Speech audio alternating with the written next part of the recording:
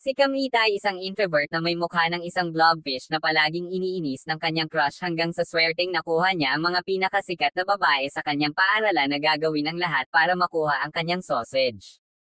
Bago siya swertehin, nasa homeroom teacher's office siya at nagpa siya sa kanyang career choice pagkatapos ng high school.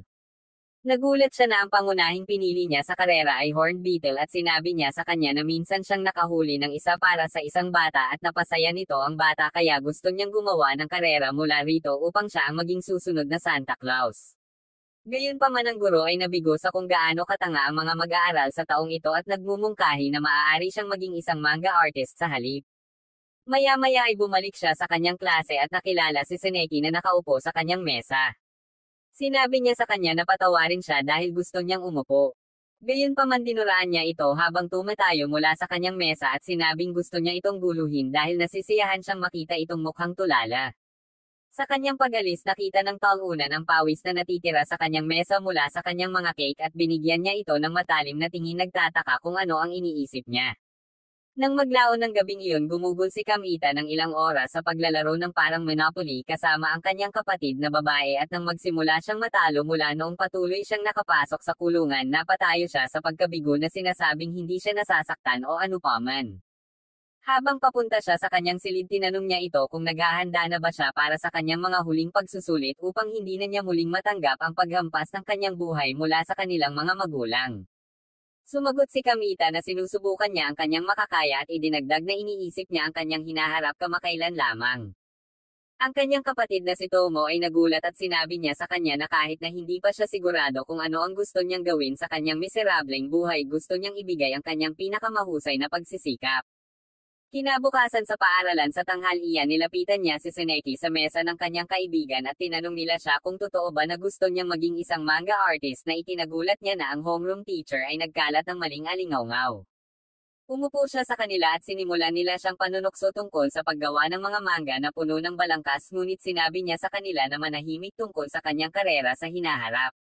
Nang maglaon sa silid-aklatan habang ang pinakabobo na bata sa klase ay nag-aaral kasama ang pinakamatalinong bata, si Seneki ay dumating upang guluhin sila at nakiusap siya kay Ikkyo na tulungan din siya sa pag-aaral na ikinagulat ni Kamita na nakakaalam na ginagawa niya ito upang patuloy niya itong guluhin. Kasunod nito, sa panahon ng palakasan, sinabi ni Ikkyo kay Kamita na nakita niya si Seneki na lumalabas kasama ang isang matandang lalaki ilang araw na ang nakalipas na nagpaisip sa kanya na dapat ay nasa mga sugar daddy ito. Nagulat ito kay Kamita na nagudyok sa kanyang kaibigan na tanungin siya kung nagalit ito sa kanya, ngunit sumagot siya na iniisip lang niya na nangyayari lang ito sa mga anime. Pagkalipas ng ilang araw pagkatapos ng mga pagsusulit, inilabas ang mga resulta at naipasa ni Kamita at Seneki ang kanilang mga pagsusulit na ikinalungkot ng kaibigan ni Seneki na siya lamang ang bumagsak. Pagkaalis ng mga babae, lumilitaw na sinabi ni Kyogo kay Kamita na nagulat siya na sikat siya ngayon sa mga babae, hindi tulad noong siya ay miserable at malungkot. Pagkaalis niya, pinasalamatan ni Kamita si Ikkyo sa pagtulong sa kanya sa pagpasa sa kanyang mga pagsusulit at inanyayahan siya ni Ako na sumali sa summer course ng kanyang cram school kung saan pupunta sila sa isang resort hotel para mag-aral ng 2 linggo. Gayunpaman ang kanyang tamad na puwit ay nagsasabi sa kanya na ipapasa niya ito dahil ang gusto lang niyang gawin ngayon ay magsaya. Nang gabing iyon, habang pauwi siya, nakita niya si Seneki na nagtatrabaho sa isang kafe kasama ang isang matandang lalaki at iniisip niya kung iyon ba ang lalaking tinutukoy ni Ikkyo. Pagkalipas ng ilang sandali, hinahangaan niya si Seneki at sa tingin niya ay mas mataas siya sa kanyang liga. Pagkatapos ay iniisip niya kung ang pagtatrabaho ng part-time ay madaragdagan ang kanyang pagkakataon na magkaroon ng kasintahan, ngunit mabilis niyang inalis ang kanyang sarili dito at nagpas siyang tawagan si Ikkyo upang sabihin sa kanya na interesado siya sa kursong tag-init. Kinabukasan, inayos niya ang kanyang mga bag at nag-set out para sa summer course. Sa hotel, habang nakikipag-usap siya kay Ikkyo, bigla siyang nakakita ng figure sa isang bintana sa malayo, ngunit nang ipakita niya kay Ikkyo, wala na ito. Pagkatapos ay sinabi sa kanya ni Ikkyo na mayroong isang alingawngaw na ang multo ng isang 3 taon na tumalon sa kamatayan ay nagpapakita doon na tinatakot siya. Nang maglaon ng gabing iyon, nakaramdam ng kaba si Kamita nang matuklasan niyang siya ang may pinakamababang IQ sa lahat ng mga estudyante doon. Pagdating sa kanyang silid, nagtampo siya, pakiramdam na dapat ay sinundan niya si Seneki na sa halip ay pumunta sa dalampasigan dahil mapalapit siya nito sa kanya. Gayunpaman sinampal niya ang kanyang sarili sa kanyang delulo at ipinaalala sa kanyang sarili na pumunta siya rito dahil gusto niyang baguhin ang kanyang sarili upang maging isang mas mabuting tao. Lumipat siya sa bintana upang sumigaw sa universo na hindi siya susuko kahit anong mangyari, ngunit biglang hinawakan ng isang estranghero ang frame ng kanyang bintana na ikinagulat niya. Isang kakaiba, nakakatakot na batang babae ang lumitaw at gumagapang sa liwanag. Agad siyang lumabas mula sa zombie apocalypse. Sinusubukang hawakan si Kamita na ngayon ay halos maihina ang kanyang pantalon. Gayunpaman bigla niyang sinabi sa kanya na siya ay nilalamig at nagtanong kung maaari niyang hiramin ang kanyang tuwalya. Nagulat siya nang matuklasan niyang si Seneki ito at nagtataka kung ano ang ginagawa niya rito. Tinanong niya siya kung ano ang ginawa niya upang maparusahan ng isang summer course na tulad nito at ipinaliwanag niya na gumawa siya ng sarili niyang desisyon. Ibinalik niya ang tanong, tinanong siya kung ano ang nangyari sa kanya at ipinaliwanag niya na siya ay dinukot ng kanyang mga magulang nang malaman nilang siya ay nagtatrabaho sa likuran nila at sila ay dumating upang ihatid siya sa hotel na ito na matatagpuan sa malalim na kabundukan. Sinubukan niyang umakyat sa bundok ngunit hindi niya magawa dahil sa ulan at hinahabol siya ng ilang kawin ng usaw hanggang sa makakita siya ng bukas na bintana at umakyat. Habang patuloy siya sa pagsasalita, nakita ni Gro na basa ang upuan na inuupuan niya at iniisip niya kung ito nga ang ulan o kung siya ay tumutulo mula sa kanyang mga floodgate. Tiningnan niya ang kanyang bag kung may mapapalitan ngunit wala siyang makita dahil nabasa na rin sila ng ulan. Nag-aalok si Kamita na kunin siya ng ilang damit mula sa iba pang mga batang babae sa susunod na silid, ngunit hindi siya hinihikayat ni Seneki dahil iisipin nilang siya ay isang keiteko, takot at may kulturang tauunan. Hiniling niya sa halip na hiramin ang kanyang mga damit na ikinagulat niya at nasa sabik na ang kanyang crush ay magsusuot ng kanyang damit.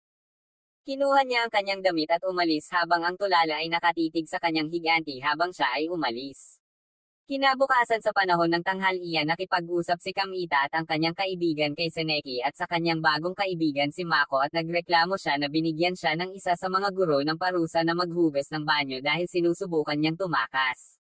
Pagkatapos ay tinanong niya si Kamita na maaari niyang linisin ang banyo ng mga babae habang suot pa rin ang mga damit at naririnig ito ang Sim ay nasa sabik at sinabi sa kanya na okay lang, na ikinagulat ni Iko na nagsabi sa kanya na wala siyang kaunting mail. Pagkatapos nito, pinagsilbihan ni Seneki ang kanyang parusa at nagreklamo kay Mako kung gaano kalungkot ang kanyang araw. Gayunpaman hiniling ni Seneki na turuan siya kung paano gamitin ang washing machine. Habang pinalampas siya ni Mako, nasa sabik si Seneki na mas wifey material na siya ngayon dahil magagawa niya ito para sa kanyang kasintahan. Tinanong ni Mako kung boyfriend niya si Kamita dahil pinag-uusapan na ito ng lahat. Tinanong siya ni Seneki kung ano ang kanilang sinasabi at nag-aatubili na sinabi ni Mako sa kanya na iniisip ng mga estudyante na siya ay isang patutot dahil siya ay naglalakad ng walang kahihiyan sa pawis ni Kamita. Si Seneki ay parang nahuli na sila ng mga estudyante at nagsimulang magsabi ng mga malikot na bagay na ginagawa nila ng magkasama sa likod ng mga saradong pinto. Nakakapanabot na si Mako na gustong makarinig pa. Kasunod nito, habang si Kamita ay nakatayo sa tabi ng vending machine, bigla niyang narinig ang dalawang babae na nag-uusap tungkol sa relasyon nila ni Seneki at ang makulit na pinaghihinalaan nilang dalawa. Mabilis siyang dumating upang ipaliwanag na hindi sila ganoon ni Seneki, ngunit ang dalawang batang babae ay mukhang talagang asar na iisipin mo na ang kanilang mga hanggal na asno ay mababang loob na nagseselos dahil sila ay kasing single bilang isang dolyar at pangit ulap. Gayunpaman hindi tumulong si Seneki kapag nagpakita siya na nahugasan na ang kanyang mga pawis at sumang-ayon sa kalokohan na sinasabi ng mga babae. Pagkaalis nila, kinaladkad ni Seneki si Kamita palayo sa isang liblib na lugar at binigay sa kanya ang kanyang mga damit na nagpapasalamat sa kanyang pagtulong sa kanya. Tinanong niya ito kung bakit niya siya dinala rito at sumagot siya na ayaw niyang idagdag ang chismis na nasa lupa na. Nang maglaon habang nag-uusap sila, nagulat si Kamita na first time niyang maglaba at sinabi niya sa kanya na sa bahay lang siya gumagawa ng merienda habang naglalaba ang kanyang ina at lahat. Gayunpaman sinabi sa kanya ni Kamita na hindi siya mukhang isang taong gumagawa niya na ikinagalit niya, kaya sinabi niya sa kanya na gagawa siya ng merienda para sa kanya sa hating gabi upang patunayan sa kanya na hindi siya nakakap. Muli niyang kinuha ang kanyang mga pawis at umalis at mamaya sa hating gabi pareho silang nagtitipon kasama sina Ikkyo at Mako at gumawa si Seneki ng masarap na merienda para sa kanila na nagpapula kay Kamita na parang tulala. Kalaunan ng gabing iyon, habang naghuhugas si Seneki, lumitaw si Kamita at nag-aalok na lang na gawin ito, ngunit sinabi niya sa kanya na nakasanayan na niyang gawin ito sa trabaho at gusto niyang bayaran siya bago siya umalis. Nagulat si Kamita na aalis siya at sinabi niya sa kanya na ito ay dahil wala siyang damit na maisusuot. Sinabi niya sa kanya na maaari niyang hawakan ang kanyang mga pawis hanggat gusto niya ngunit pinilit niyang umalis. Gayunpaman sinabi niya sa kanya na hindi niya siya pakakawalan dahil ayaw niyang malagay siya sa panganib at muling habulin ang kawan ng mga usa. Makalipas ang isang linggo at naligaw siya sa kanyang pag-iisip kaya tumugon siya sa takot nang may biglang sumundot sa kanya na tinawag ang atensyon ng buong klase. Napagtanto niya na ito ay si Seneki at nagtataka kung ano ang ginagawa nito sa kanyang klase. Sumagot siya na nasa klase niya sila ngayon. Nakikipag-usap siya sa ASMR na nagbibigay sa idiot ng tingling session na halos nagpapabasa sa kanyang pantalon. Napansin ito ng ibang mga kaklase at sinabihan silang kumuha na ng kwarto dahil pinili nilang magpakatanga at hindi mag-aral. Ang isang taunan sa kanila na walang nangyayari para sa kanya ay nagsasabi pa nga na sana ay nasa isang silid lamang siya kasama si Seneki. Pagkarinig nito binukas niya ang kanyang mga pawis para ipakita ang kanyang siste na pang-itaas para magkaroon sila ng ideya kung gaano kalaki ang kanyang mga melon. Gayunpaman ikinahiya nito si Kamita at mabilis niya itong tinakpan. Nang maglaon kalahati ng klase nakilala niya si Seneki na nagtanong sa kanya kung ganoon ang ugali ng kanyang mga kaklase. Sinabi niya sa kanya na siya ay masyadong mainit para sa kanila upang mahawakan. Pagkatapos ay iminumungkahi niya na maaaring makatulong kung hindi sila gaanong nag-uusap sa klase upang maiwasan ang mga hinala ng kanilang mga kaklase at pagkarinig nito sinabi sa kanya ni Seneki na hindi na niya ito kakausapin muli. Bukod dito tinanong niya siya kung bakit siya sumali sa summer course at hindi siya nakaimik dahil ang kanyang pipong bungo ay hindi makabuo ng anumang sasabihin sa kanya. Kinagabihan habang kumakain siya ng hapunan pagkatapos mag-aral ng ilang sandali iniisip niya ang tanong sa kanya ni Seneki noong hapon at sinabi niya na hindi niya masabi sa kanya na siya ang nag-udyok sa kanya sa pagnanais na baguhin ang kanyang sarili upang maging mas mabuti. Maya-maya ay lumabas si Seneki sa kanyang silid at sinabi sa kanya na kailangan niya ng isang makakasama ngunit si Kamita ay wala sa ilang sandali dahil kailangan niyang mag-aral. Gayunpaman patuloy itong nakikipag-usap sa kanya at nakaramdam ng pagka-distract tinanong siya nito kung hindi ba siya naiistorbo na ang ibang mga estudyante ay malamang na nag-aaral sa kanilang mga silid ngayon habang siya ay narito na nagsasayang ng kanyang tuition fee. Gayunpaman tumugon siya na natutunan niya mula sa isang talk show sa TV na hindi niya dapat ikumpara ang sarili sa iba. Nakakagulat si Kamita na agad na nag-iisip na dapat niyang ilayo ang kanyang sarili sa isang idiot na tulad nito agad na kumuha si Seneki ng isang libro at nagsimulang mag-aral ngunit hindi nagtagal nagreklamo siya na gusto niyang nasa beach siya at nagsasaya sa halip na pilitin siyang mag-aral. Idinagdag niya na magsusuot sana siya ng bikini at papaupuin siya ng ilang mga natalo at ang mga tulala na nakatayo sa harap niya ay nagsasabi sa kanya na magiging cute siya sa kanila. Tinanong ni Seneki kung gusto niyang makita siyang nakasuot ng isa ngayon. Pagkatapos ay hinayla siya nito sa paliguan ng mga lalaki na nakabikini ngunit nahihiya si Kamita na nasa ganoong lugar siya kasama ang isang babae sa hating gabi habang tinatali ang kanyang peryo na maraming kulay. Tinanong niya ito kung bakit nasa paliguan pa rin sila ng mga lalaki at sumagot na gusto niyang magbabad habang tinitingnan ang damit ng kanyang kaarawan. Makalipas ang ilang minuto pumasok sila sa pool at nagpapanatili ng social distancing ngunit biglang bumukas ang mga ilaw habang nag-uusap sila. Mabilis na inilibing ni Seneki ang sarili sa tubig at pumasok ang isang guro na parang si Michael Phelps.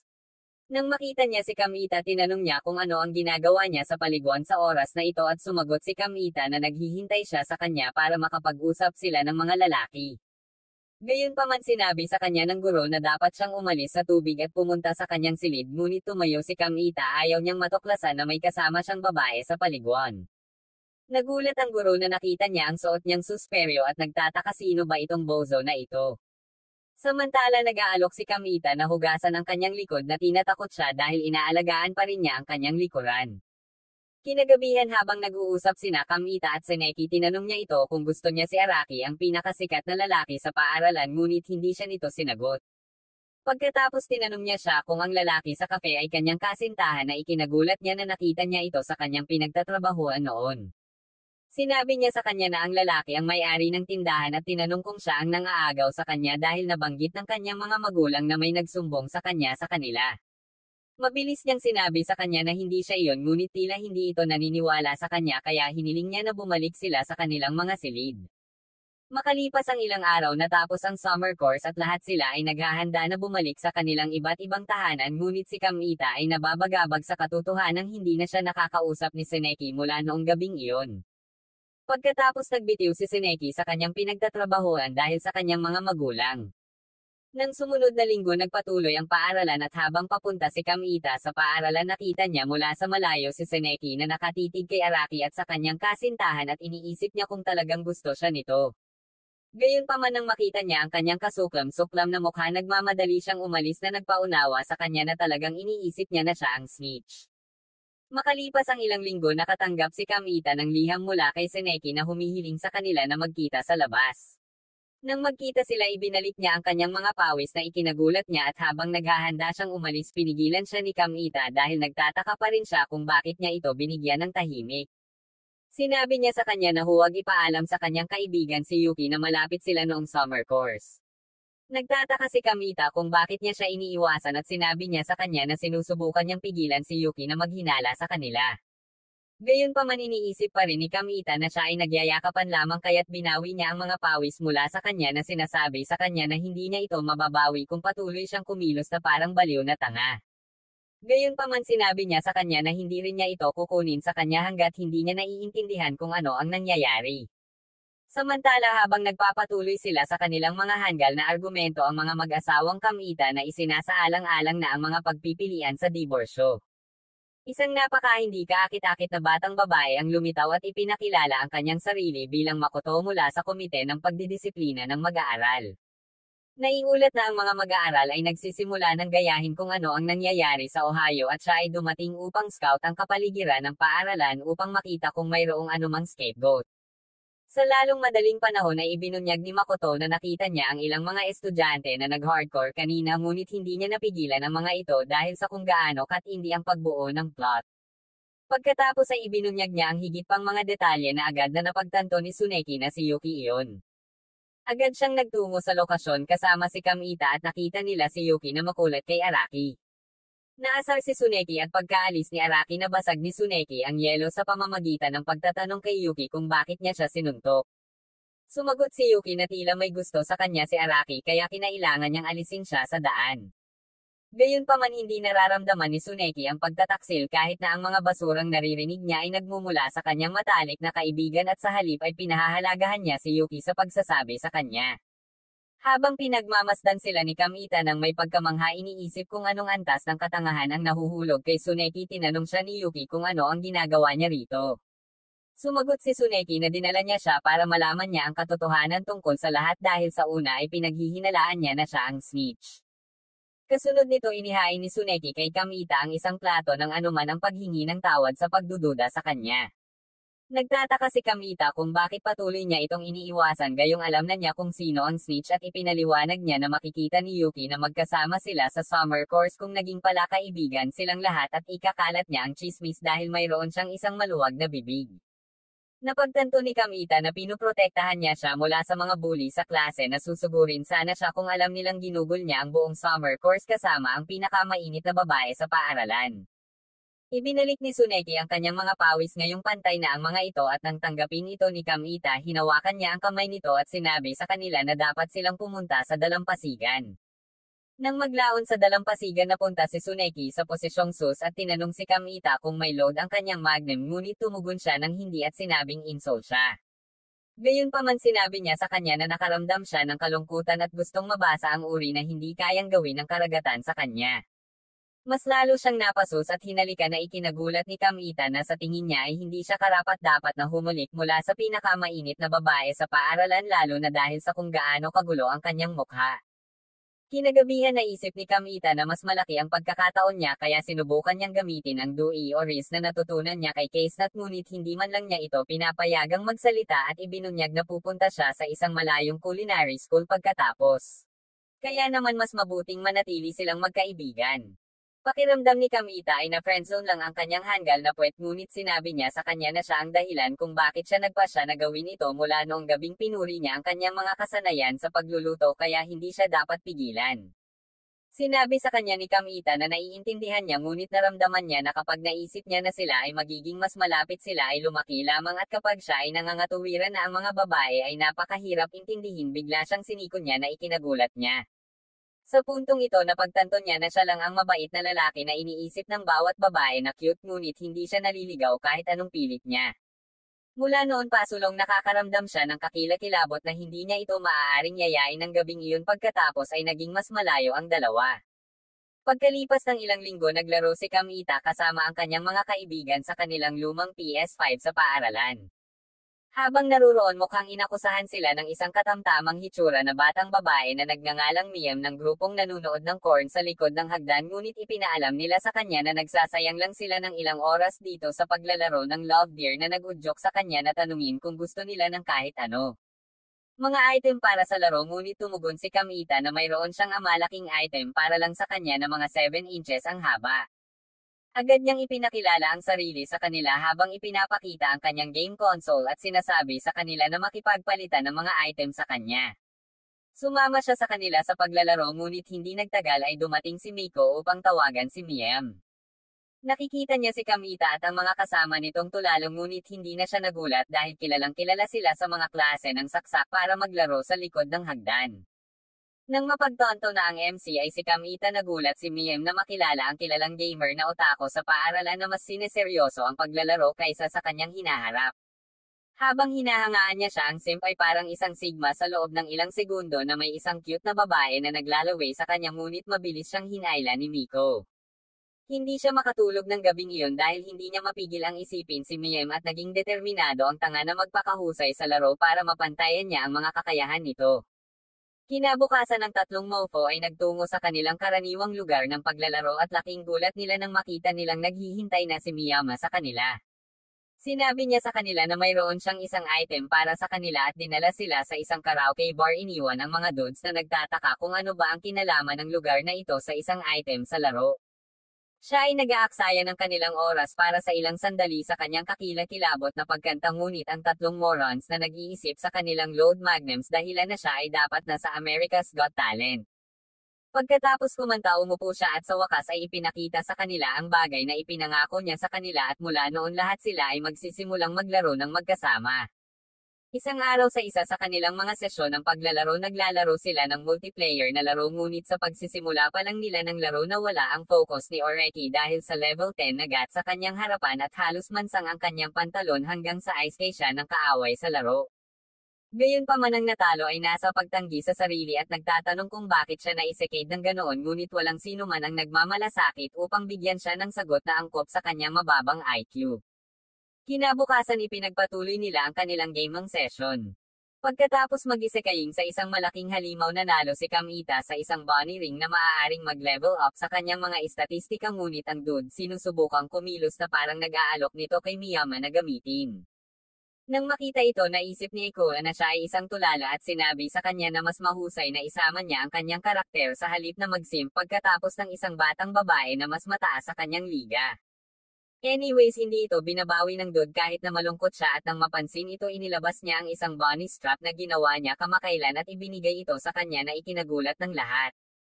Habang nagpapatuloy ito naaalala ni Eko ang isang kaganapan sa larong crane na limitado sa oras upang gunitain ang paglabas ng larong Milliburn kaya agad silang pumunta sa shop para maglaro ng crane game.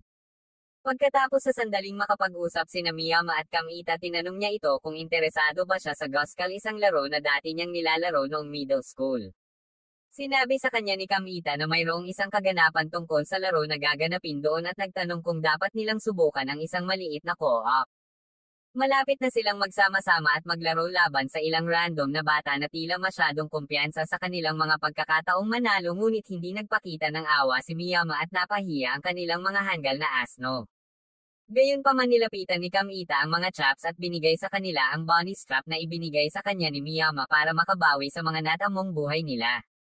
Nang maglaon sinabi niya kay Miyama na dapat ay mas maluwag ang loob niya sa kanila kung hindi ay walang gustong makipaglaro sa kanya kung ipagpapatuloy niya ito.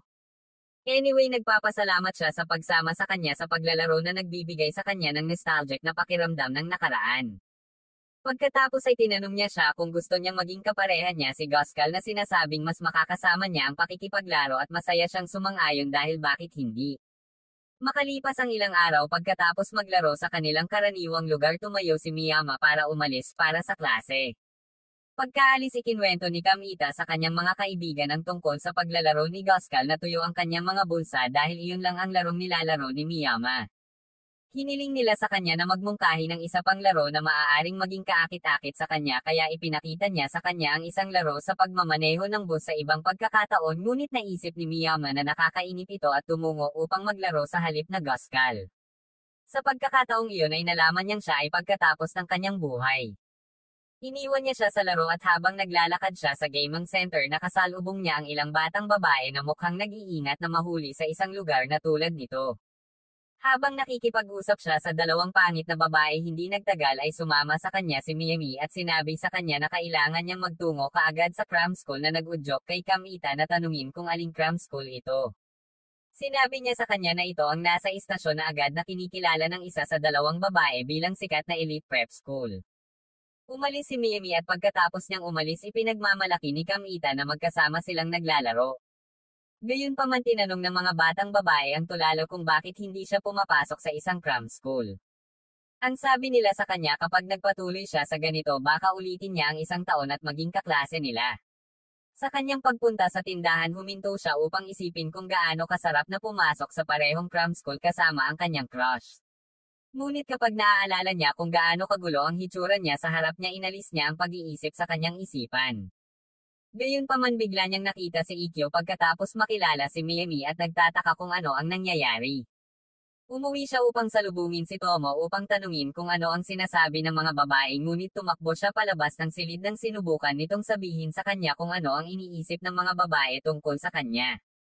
Kinabukasan sa game center lumabas si Kamita sa banyo ng ilang oras para lamang bumalik at malaman na isa sa mga batang lalaki si Takeshi na pinalo ni Miyami noong isang araw ay nagdala kay Tsuneki para hamanin siya. Habang naghahanda sila sa pakikipaglaban sa Gosco tinanong ni Kamita si Tsuneki kung kapatid niya ang isang mata na buffon ngunit sinabihan niya itong isipin ang kanyang gawain. Gayunpaman sinabi ni Takeshi na ibubunyag niya ang impormasyon kung manalo sila. Nagsisimula ang matinding labanan sa laro ngunit pagkatapos ng maraming palitan sa pagitan ng mga karakter ng Transformers na natanggal nanalo ang koponan ni Miyami na nakakabigla kay Tsuneki. Gayunpaman nakita ni Araki at Ikkyo ang isang miyembro ng komite ng pagdidisiplina ng mag-aaral sa labas na nagdidisiplina sa isang estudyante na nahuli na at iniisip nila kung dapat silang tumakas. Mabilis nilang ipinaalam kay Kamita ang tungkol dito para makatakas siya kasama si Miyami. Habang bumibili sila ng ilang oras at nang makita din ang komite si Kamita ay sumama kay Miyami. Matapos makatakas sa kaligtasan si Kamita ay interesado pa rin tungkol sa relasyon ni Tsuneki sa maliit na batang lalaki at ipinahayag niya na ito ay ang anak ng kanyang amo. Hindi nagtagal ay umalis si Tsuneki pagkatapos ng maikling tensyon kay Miyami at kasunod ni Kamita at Miyami ay tumungo sa isang kafe upang magpahinga sa isang mocktail. Tinanong ni Kamita si Miyami kung ano ang relasyon niya kay Tsuneki at ibinunyag niya na si Tsuneki ay dati niyang junior sa middle school. Sabay silang bumisita sa arcade at nagsasaya hanggang sa matamaan ng baril ng truck ang kanilang relasyon. Gayunpaman sinabi ni Miyami kay Kamita na mas masaya siya sa paglalaro ngayon kaysa sa middle school salamat sa kanya at namumula siya sa awkwardness kahit na nangangahulugan ito nagugulin ang lahat ng kanyang naipon sa buhay ng walang insurance sa proseso. Pagkaraan ng ilang sandali natapos ni Kamita ang kanyang mocktail ngunit nag-iwan ng cherry sa baso kaya tinanong siya ni Miyami kung maaari niyang ilagay ang cherry nito sa kanyang bibig at malugod siyang pumayag umaasang babalikan din niya ang pabor sa pamamagitan ng pagbibigay sa kanya ng cherry na makakain din niya. Kinabukasan sina Ikkyo at Araki ay nagsilbi ng kaparusahan mula noong sila ay nahuli sa game center at sinabi nila sa Kamita na sila ay pinagbawalan na pumunta sa arcade para sa natitirang bahagi ng termino. Gayunpaman sa lalong madaling panahon ipinahayag ni Araki kung paano sila na-pressure mula nang sumali si Miyami sa kanilang mga session sa paglalaro dahil sa kung gaano siya kahusay. Sa wakas ay sinabi niya na namiss niya ang mga araw na tatlo lang silang naglalaro sa kanilang mga joystick at nag-e-enjoy sa kanilang sarili. Ibinunyag ni Kamita na nakita niya si Ikkyo na nakikipagkita kay Miyami noong nakaraang araw at sinagot ni Ikkyo na nagkataon na nagkita sila nang pumunta siya upang hanapin ang kanyang crush na sa tingin niya ay nag-aaral sa cram school. Pagkatapos tinukso ni na Araki at Ikkyo si Kamita tungkol sa pagkagusto sa babae ngunit naging mahiyain si Bro at sinabing nire-respeto lang niya ito bilang isang gamer. Kinabukasan sa paaralan nag-alala si Kamita kay Mimi dahil hindi siya pumasok sa paaralan kaya dinala niya si Tsuneki sa isang nakahiwalay na silid upang magtanong tungkol sa nangyari kahapon at ipinaliwanag niya na noong nasa middle school sila si Mimi ang pinakasikat na babae sa school. Siya ay may hindi kapani-paniwalang talento sa lahat ng kanyang ginagawa na nalampasan ang lahat ng kanyang mga kapareha na naging dahilan upang siya ay usapan sa mga estudyante.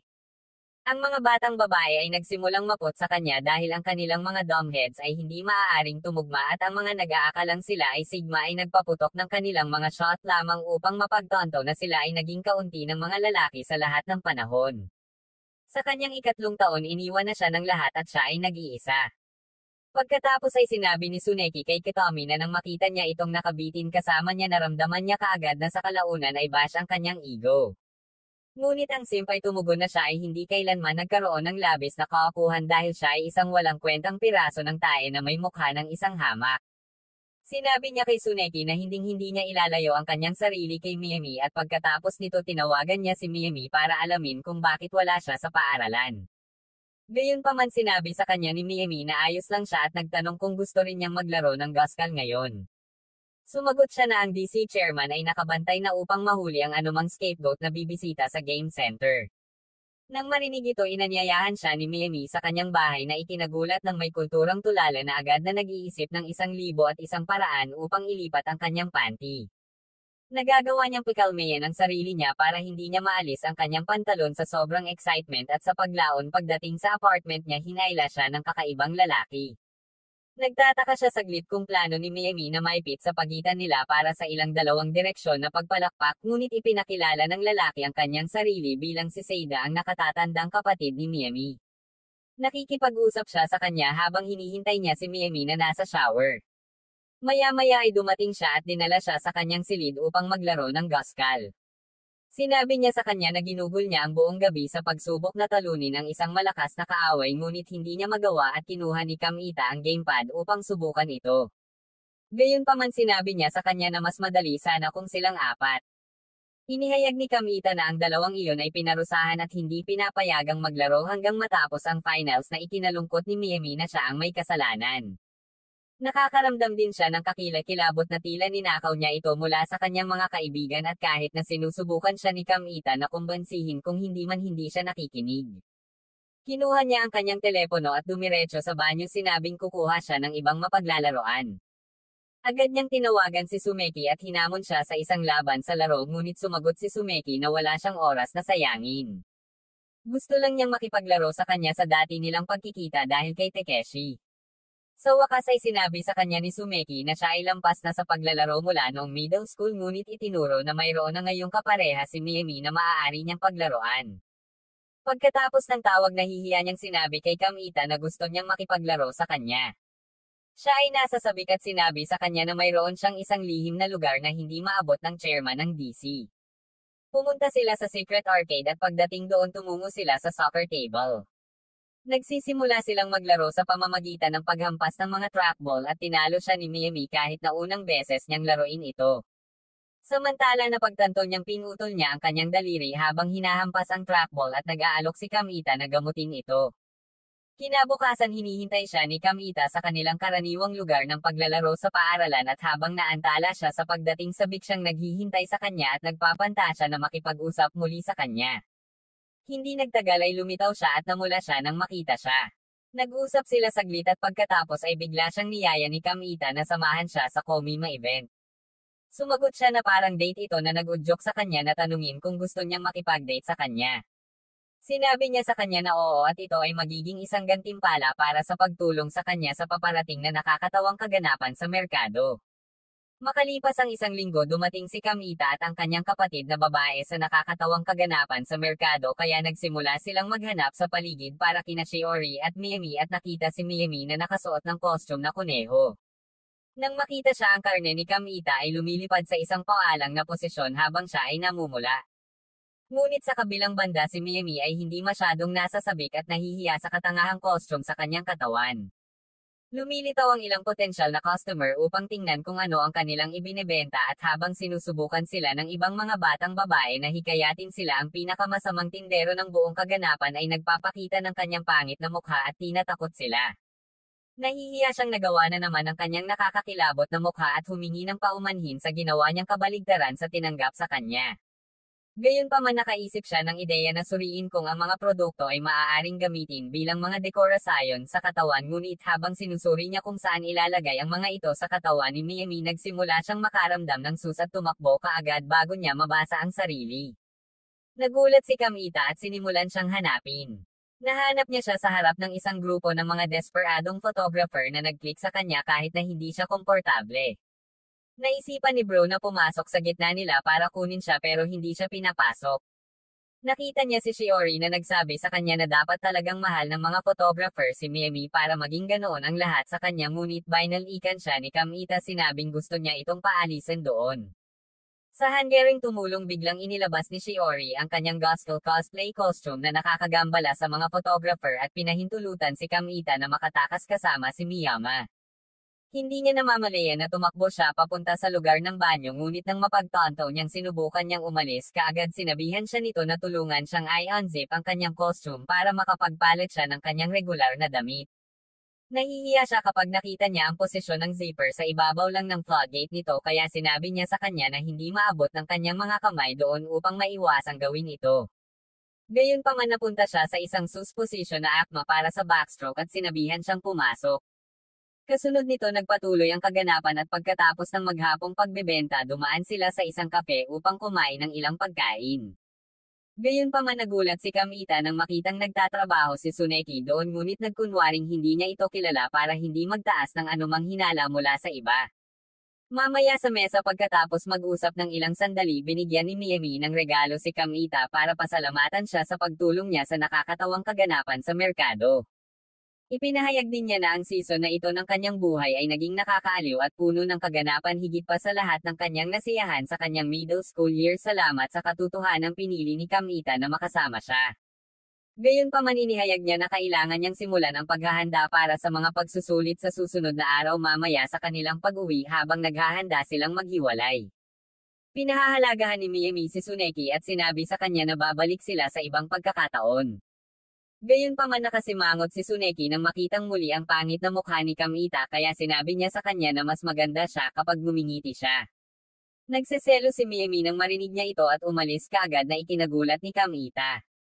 Agad niyang sinundan siya para alamin kung ano ang nangyari at sinabi niya sa kanya na ngayon lang niya napagtanto na nakasuot siya ng kuneho na cosplay costume buong araw ngunit hindi siya kailanman pinuri. Sinabi niya sa kanya na aalis siya ngunit bigla niyang ipinaalala sa kanya ang pangako nitong makipag-date sa kanya kung tutulong siya sa Komima. Nagulat siya at sinabi sa kanya na gabi na at sumagot siya na ito lang ang pagkakataon niyang isama siya sa isang petsa dahil magsisimula na siyang maghanda para sa mga pagsusulit sa susunod na araw. Bigla nilang napagtanto na ang pag-ibig ay nasa himpapawid kapag nakita nila ang iba't ibang mag-asawa na nakatago sa mga sulok nagpapalitan ng laway. Hindi nagtagal ay hinawakan niya ang kamay nito at sinabi sa kanya na gusto niya itong maging kasintahan ngunit tinanggihan siya nito sa pagsasabing hindi siya magaling sa bagay na ito ng boyfriend-girlfriend na ikinalulungkot niya. Tumangala siya sa buwan para isipin ang kanyang miserableng buhay at iniisip kung nagawa na naman ito ng kanyang mukha ngunit biglang napansin ni Miami ang kanyang Adam's apple at sinimulang sipsipin iyon na ikinagulat niya. Sinabi niya sa kanya na mayroon siyang bagay para sa mga mansanas ni Adam at hindi niya mapigilan ang sarili kapag nag-iisa siya na matagal na niyang pinagmamasdan. Gayunpaman mas gusto ni Kamide na siya ang kumain ng kanyang sausage sa halip hindi ang kanyang mansanas. Napansin niya ang peklat sa leeg nito na dulot ng labi nito at agad siyang humingi ng tawad. Nag-aalok siya sa kanya ng benda at pagkatapos sinabi niya sa kanya na may iba patungkol sa kanya na gusto rin niya na kung paano ito palaging sinusundan siya. Pagkatapos ay tinanong niya ito kung patuloy itong lalapit sa kanya at bigla siyang niyakap ni Kamida na ikinagulat niya. Pagkatapos nagpatuloy sila sa paghalik sa isa't isa. Pagkalipas ng ilang linggo nakipag-ugnay si Kamida sa isa pang batang babae na nagngangalang Kyuko isang estudyante sa unang taon na isang comic otaku at kapag nagtanong ang kanyang mga kaklase tungkol sa kanya sinabi niya sa kanila na siya ang kanyang kaibigan noong bata pa siya. Gayunpaman kinukutya siya ng mga batang babae at sinabing siya ay bata pa dahil sa pagkagusto sa comics bilang isang high school. Nang maglaon habang nakikipag-usap si Kamide kay Kyuko tungkol sa kung paano nagbago ang mga comics na ipinakita niya sa kanya kanina sa paglipas ng mga taon upang maging tahasan at puno ng balangkas, sinabi sa kanya ni Kyuko na nagbago rin siya dahil hindi niya kailanman naisip ang sinabi ng iba sa middle school. Sumagot siya na kukutsain siya ng mga kaklase niya kung sakaling makita siya ng kanyang mga kaklase na nagbabasa ng kasuklam-suklam na comics. Habang nag-uusap sila, sumulpot si Tumo sa likod nila at nagtatanong kung ano ang ginagawa nilang magkasama. Pagkatapos ay lumitaw din si Mr. Ape at nabigla siyang makita si Kamida. Umalis kaagad si Tumo at nagbanta ang unggoy na iprito ang mga bola ni Kamida kung sakaling mailabas niya ang katotohanang magkasama sila ng kanyang kapatid na babae sa bubong. Nang maglaon, pinalabas siya ni Kyuko sa kape upang kumuha ng pancake, ngunit nag-aatubili si Kamida dahil ang pagkain ng pancake sa ganoong lugar ay makakabawa sa kanyang panlalaking aura. Insulto ito ni Bro sa kanyang Sigma persona, kaya sinabi niyang ipapakita niya sa kanya kung gaano siya kalaki. Sa kafe, tinapos ng mata ko ang isang tumpok ng mga plato ng pancake at sinabi kay Kyuko na isang lalaki lang ang makakain ng ganito karami, ngunit hindi pa rin siya nito nararamdaman at sinabi sa kanya na ang pinakalalaking bagay na magagawa niya ay ang kanyang nag-iisang puwit na magkaroon ng kasintahan. Gayunpaman, hindi alam ni Bro ang laro kahit na siya ay gamer. Kinagabihan tinanong niya si Tumo kung ano ang ginagawa niyang mag-isa kasama ang unggoy na iyon sa rooftop, ngunit sinabi niya sa kanya na huwag magtanong sa kanya ng isang hanggal na tanong at kung nakahanap siya ng isang babae dapat din siyang umakyat doon upang suyuan siya. Gayunpaman, inihayag niya sa ibang pagkakataon na humingi ng payo ang dude tungkol sa Hong Ek Club na ikinagulat niya. Tinanong niya kung ano ang ginagawa ng Hong Ek Club at sumagot siya na ito ay isang club na para sa mga babae lang na kumukuha ng mga damit na hindi mo kailangan, na ginagawang sikat ito sa mga batang babae na nangangailangan ng pocket change.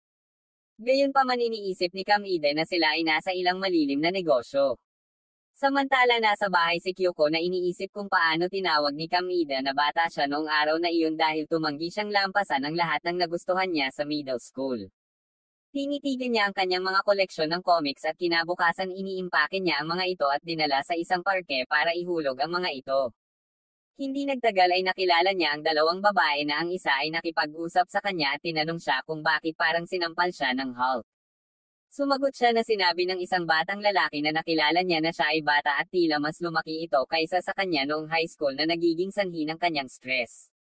Sinabihan siya ng batang babae na sumali sa Hong Ek Club na tutulong sa kanya na bumuo ng feminine charm na magwawagi sa kanyang pagkabata. Pagkatapos ay sinabihan niya si Kyuko na pumunta sa susunod na linggo sa gabi na ikinagulat niya. Tinanong niya kung bakit siya nakikipagkita sa kanila sa gabi at sinabi sa kanya ng batang babae na sumama sa kanyang kaibigan noong bata pa kung siya ay nagdududa. Sa Lunes ng gabi, tumungo siya sa club kasama si Kamida at nang ipakilala ang kanilang sarili, naging curious si Kamida sa kanilang ginagawa. Maya-maya ay nakakita siya ng sauce gown sa isang mannequin. Siya ay napahiya at nagtanong kung ano ang ginagawa nila doon, ngunit sinabi nila sa kanya na lumabas ng ilang sandali kung gusto niyang malaman. Pagkaalis ni Kamida, sinimula ng dalawang babae ang ritual ng pagbabagong anyo kay Kyuko. Ilang sandali pa nakasalubong ng tatlo si Kamide sa labas, nakasuot ng kimono, at habang nakaupo sila sa tabi ng mesa para mag-usap, tinanong ng mga babae si Kyuko kung handa na ba siyang sumali sa club. Gayunpaman, sumabad si Kamide bago siya sumagot sa kanila at tinanong niya kung bakit sila bumili ng mga gamit na damit dahil hindi niya mapapayagan si Kyuko na sumali sa isang makulimlim na club na ganoon. Ang usapin ay halos mauwi sa isang pisikal na alitan, ngunit si Negasawa, ang dating presidente ng club, ay namagitan at ipinaliwanag na bumili sila ng mga gamit na damit dahil hindi kayang bayaran ng kanilang budget ang mga gastos para sa mga bagay tulad ng mga kimono at dumpling, kaya muli nilang ginagamit ang lumang tela at gumawa ng mga damit upang magbenta. Sa wakas ay ipinahayag ni Kyuko ang kanyang pagnanais na sumali sa club at hilingi ni Kamide sa kanya ang pinakamahusay na swerte. Pagkalipas ng 3 buwan, malapit na ang Pasko, kaya isang araw sa klase ang mga kaklase ni Tsuneki ay dumating upang tanungin siya tungkol sa kanyang mga plano para sa bisperas ng Pasko, at sinabi niya sa kanila na mayroon siyang ilang bagay na inilatag para sa araw na iyon kasama ang hapunan sa isang magarbong hotel. Nolinagan ito ni Kamida at nagulat na may umawat sa kanya na pumayag na makipag-date.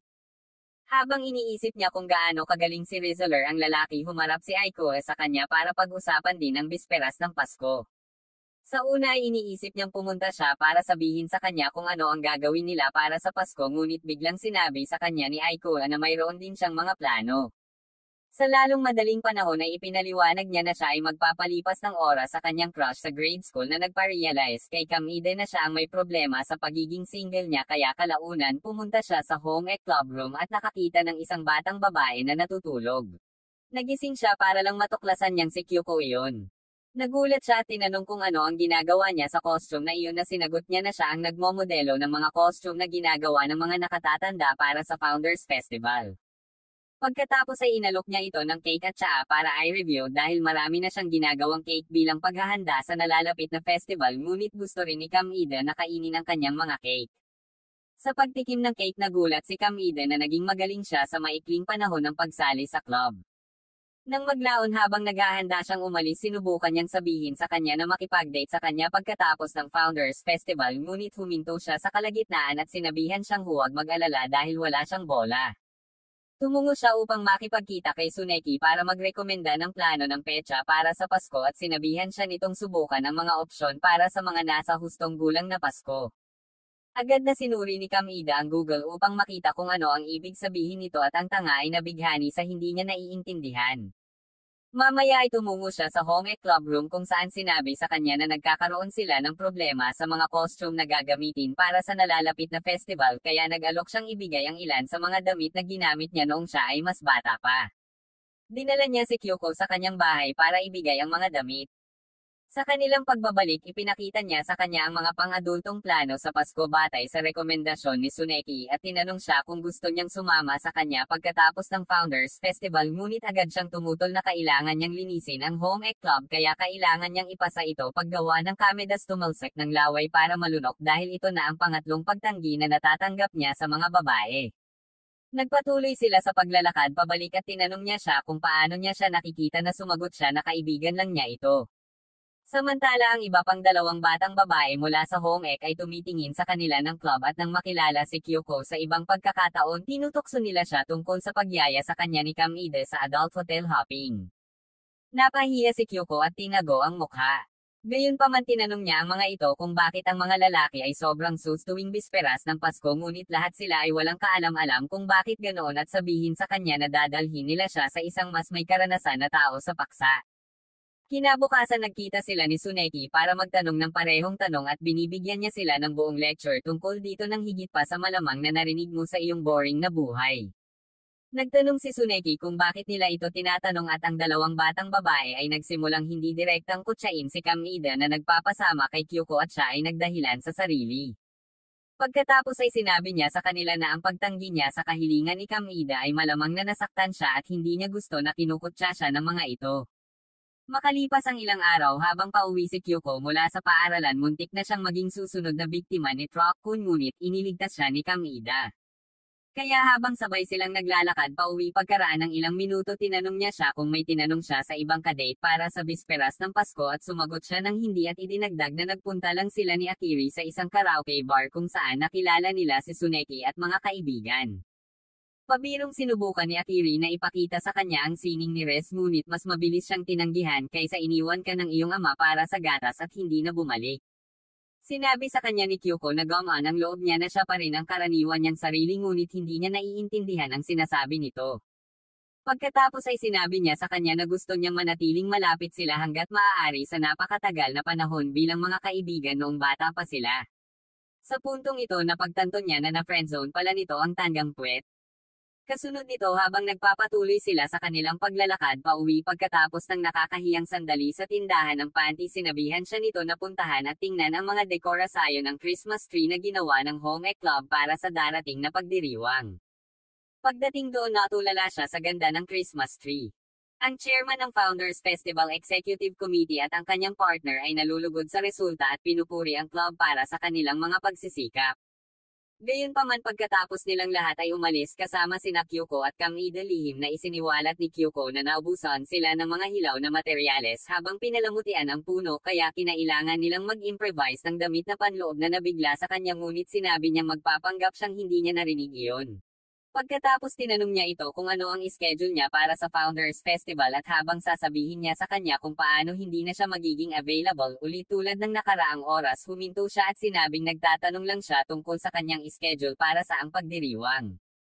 Siya rumble sa tungkol sa kanyang schedule para sa festival na kung saan siya ay malinaw naman ay hindi nagbibigay ng tae tungkol sa at pagkatapos siya ay umalis siya pakiramdam kakilakilabot sa realizing na wala talagang paraan dito. Sa kanyang pag-uwi nakakita siya ng isang slide sa isang palaruan at naalala ang mga sandali ng pagkabata nila ni Kyoko. Gayunpaman habang sinusubukan niyang ipagpatuloy ang paglalakad bigla niyang nakita ang isang dude na may takip na balang na umaakyat sa slide kaya agad siyang lumapit sa palaruan at natuklasan niyang si Iko pala. Gumalaw si Iko ng ilang mga kamay ngunit biglang nahulog sa slide na nagpaisip kay Kamido kung siya ay mataas sa murang crack. Habang nakahiga siya sa lupa naramdaman ni Iko na parang isang talunan at sa lalong madaling panahon ay ipinahayag na tinanggihan ng kanyang crush ang kanyang kahilingan para sa petsa para sa bisperas ng Pasko. Nagalit si bro at sumuntok sa lupa ayaw na daw niyang maging magkaibigan lang. Si Kamide na nakaka-relate dito ay nakikiramay sa kanya at nagmumungkahi na dalhin nila ang sakit na ito upang dalhin ang sakit na ito sa gym. Mamaya sa gabing iyon si Kamide ay nag-push up sa unang pagkakataon sa kanyang buhay at inilabas niya ang kanyang galit sa kanyang mesa habang iniisip niya kung gaano kadali para kay Kyoko na tumanggi. Kasunod nito gumising siya bago madaling araw at tumakbo para lang gumaan ang pakiramdam niya. Kinabukasan sa Founders Festival na dinobol bilang bisperas ng Pasko nagpatawag si Kamide ng sapat na mga bola para sabihin kay Kyoko na gusto niyang makipag-usap sa kanya. Sinubukan niyang tumanggi na may dahilan na abala siya sa pagtitinde ng mga cake ngunit sinabi niya sa kanya na maghihintay siya hanggang sa katapusan ng pagdiriwang. Sinabi niya na magiging abala siya sa paglilinis pagkatapos at tumugon siya na maghihintay siya hanggang pagkatapos nito. Pagkatapos ay sinabi ni Kyoko na kailangan niyang magulat sa home ec club ngunit hindi papalampasan ni Kamide ang pagkakataong ito at tumugon siya na wala siyang balak maghintay hanggang pagkatapos nito. Kaya naman nang walang natitira pang dahilan pumayag siyang makipagkita sa kanya sa rooftop. Tumungo si Kamide sa rooftop pagkatapos nito ngunit sa kanyang paglalakbay nakita niya ang isang mag-asawang magkayakap sa kanilang mga paa mula sa malayo at ang may kulturang tulala ay tumigil upang panoorin sila. Nananatili siya rito hanggang sa matapos ni Kyoko ang lahat ng kanyang tungkulin at makita siyang nakasilip sa bintana. Nagulat si Kamide at bumagsak sa lupa at nang matuklasan niya kung ano ang tinitingnan nito sinipa niya ang kanyang pangit na puwet at umalis sa galit. Agad niyang sinundan siya sa rooftop humihingi ng paumanhin sa pagiging kilabot. Sinimulan niyang i-raise up siya at sinabi sa kanya na gusto niyang makita siya nito bilang isang lalaki.